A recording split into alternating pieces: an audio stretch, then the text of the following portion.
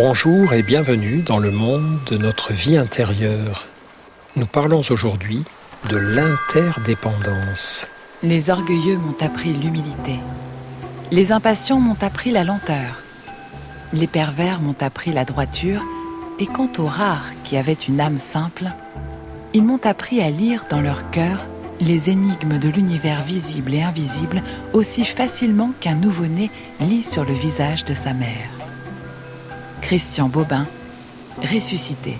Le mot dépendance fait peur, car on entend derrière lui abaissement, asservissement, fragilité, faiblesse. On pense aux personnes âgées dépendantes. Mais la dépendance n'est pas que cela.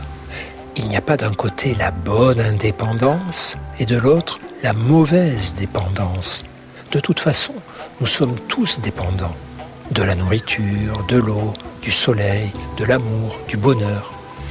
Sans toutes ces dépendances et sans les personnes qui nous aident à y accéder, nous serions morts, ou morts vivants, depuis longtemps.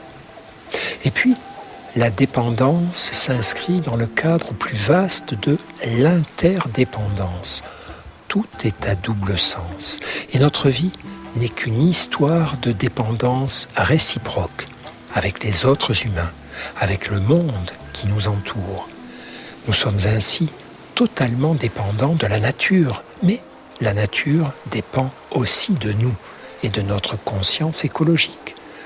Nos enfants dépendent de nous, mais nous dépendons aussi d'eux. S'ils disparaissaient, notre vie n'aurait plus de sens.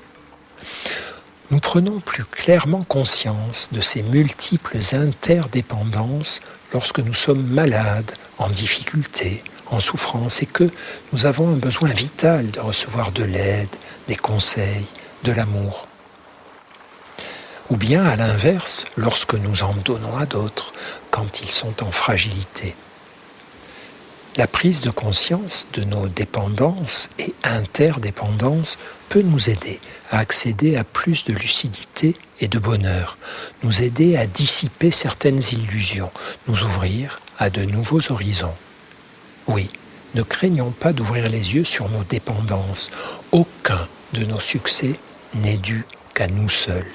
Il y a toujours eu des personnes qui nous ont formés, aidés, encouragés, et sans qui jamais nous n'aurions pu aller jusqu'au succès. Pratiquons la gratitude, reconnaissons avec joie nos dettes et nos dépendances, au lieu de cultiver le sentiment individualiste de notre valeur, hors sol et hors lien. Après la pratique de la gratitude, il y a celle de la responsabilité. Quelles sont les personnes qui dépendent au moins partiellement de moi, qui ont besoin de moi régulièrement ou de temps en temps?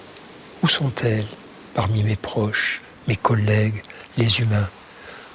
Que m'inspire la prise de conscience que sans moi, leur vie serait un peu moins belle? Rien n'est purement indépendant. C'est l'un des fondements de la philosophie bouddhiste.